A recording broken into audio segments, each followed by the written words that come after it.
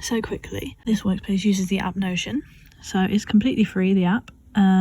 It's accessible via your browser, but also available as a desktop app. You can use it either way. I'm using the desktop app currently here to show you, and throughout the tour you'll kind of get an idea of why Notion is so perfect for this concept. So where we are right now is the home page. This is where everything in the workspace lives. To the right we have all of our pages, and to the left we have some fun boxes where you can input some of your island's details to see at a glance. Now, let's begin with the villager database. I love this database purely because it includes every single one of the 391 villagers that appear in New Horizons.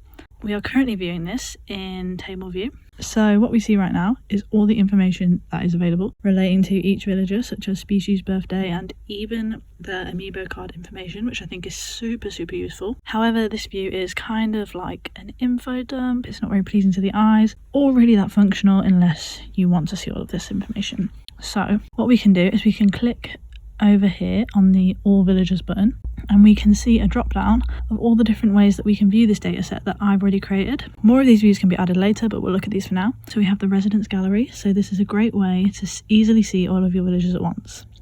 These are my villagers that I currently have in my town.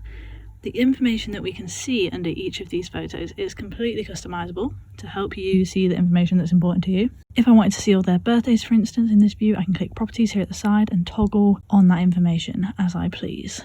So we can see all of the villagers' photos here except for Sydney's, and I'm going to go through how we add villager photos in the villager database tutorial. So not in this video basically, just because it would take really long. I want it to be a quick kind of tour. So we also have the option of seeing the Dreamies gallery, so it's kind of similar, but it just shows any villager with a tick in the Dreamies checkbox. If you change your mind about a Dreamie, simply uncheck and they will disappear.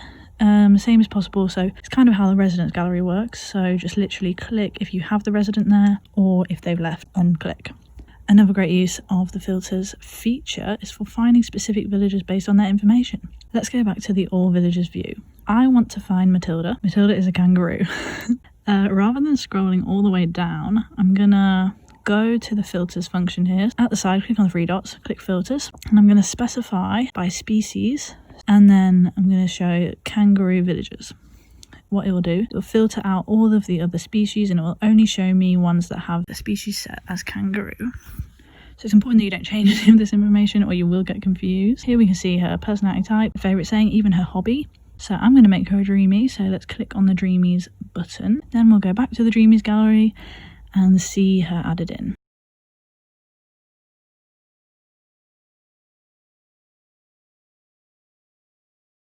Straight away as you enter the insects page, you can see two of the toggles. One for the Northern Hemisphere and one for the Southern Hemisphere islands. So simply pick which one you want. You can keep them both if you fancy, but obviously if not, just feel free to delete the one that doesn't apply. We are viewing a table right now with all the bugs listed, with useful information to help us catch them, such as where you can find them and what time they can be found.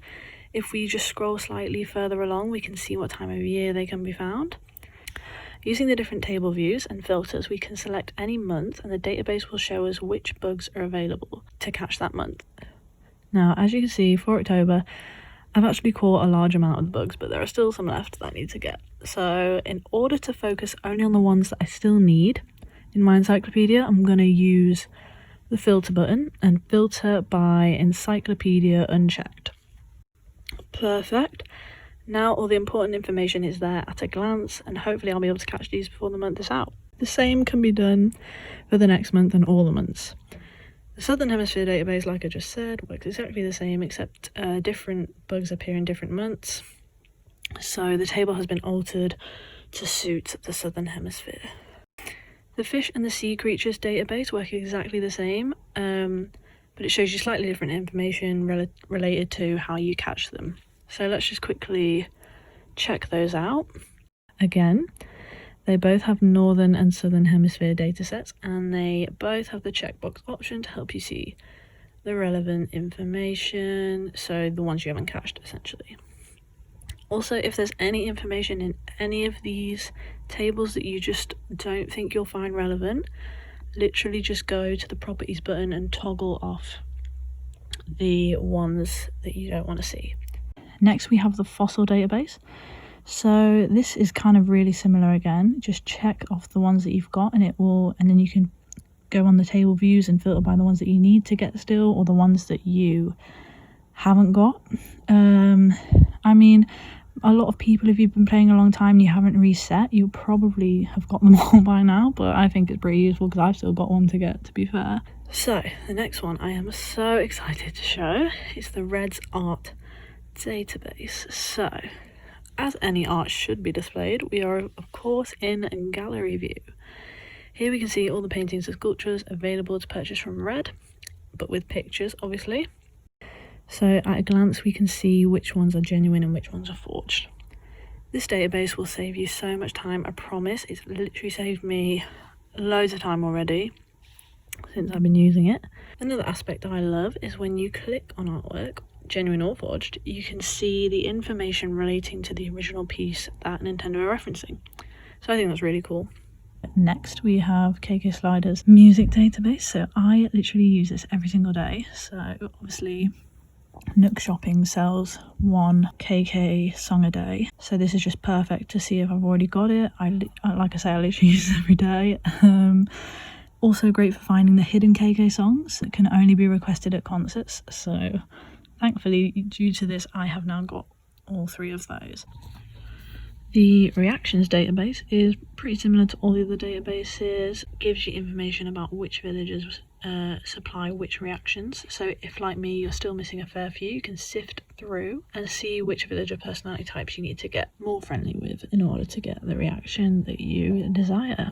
I also included the special occasion reactions, and should future game updates release more reactions, I will include them as the game updates as well. The final database we have is the custom design codes database. Here I have created a space where you can track and log any custom design codes that you come across on Pinterest, Twitter, Tumblr, etc. And you can even filter by which ones you have in your game. Personally, I just think this is a good idea for tracking them. I'm always like forgetting where I've got them from, and it's just handy if people ask, or if you just want to know where you got them from, see what other designs that artist might have. Now let's head to the guides. These will be pretty self-explanatory, but let's just get into them. First up is the shrubs guide. I love shrubs, I can't lie, so here you can see all the shrubs at a glance, and we have 2 tables, so again, one for northern, one for southern hemisphere, and it tells you when they're in bloom, and then to the right we have all of them when they are in bloom, so you can see what they look like. The flower guide, let's move on to that. So that's great for those of us trying to breed that one specific flower colour that we all want, which is obviously the blue rose, guys. As you can see, we have the desired species of flower and then the colour that you want. And then next to it, it tells you what 2 colours of flowers that you need to breed in order to get the one you want. The guide is like fairly basic. I know that there is more detailed information out there, but I think this is the easiest route to each colour. Next we have the event guide. This is just something to glance at each month to see whether there are any fishing tourneys or bug-offs going on that month, or when the seasonal events occur. So obviously this month is Halloween. Next month for the Northern Hemisphere is mushroom season, I believe. I have made it so you can, on both of the tables, you can see the Northern and the Southern Hemisphere events, but once you start filtering them, they'll filter out the hemisphere that you don't want. The Nook Miles achievement guide has every achievement that is currently available to get. I won't scroll down too far just in case this is spoiling it for anyone. However, there's loads of information for you to sift through at your leisure. This is just a massive data dump. So next, the relocating building guide has all the information you need when looking to relocate buildings, obviously. Including the price. That always catches me out, to be fair, when I'm looking to move something. I just always rock up without the money that I need. And finally, the construction counter guides. So this is a big database as well, but we have 2 gallery views, so one for inclines and one for bridges. Again, the pricing information there. And then if we go back to all view, we can see all of the exterior house customizations with pricing and what home upgrade you would need in order to unlock that feature. So that kind of concludes that. I know all of this information is accessible online, but like I say, I think the advantage of this workspace is that it's all in one place and it's literally accessible within 3 clicks, like at least. You also won't have to like reject cookies every time you go on a website, you know, and you want to look at art galleries. There aren't any pop-up ads in the way. All the information is clearly displayed and completely customizable to your needs. So this database is available to buy for the reduced price of £2.99 for a limited time. So that's until the end of November, and then at the end of November it'll be back to normal price. So the links are down below to the database. Any questions, any help, we have a dedicated email, so that's in the description, and there's also a Discord dedicated to the database for questions and stuff, so feel free to go on there. So all socials will be down below in the description, and more videos here in the future. Thanks for watching, guys. I hope you enjoyed.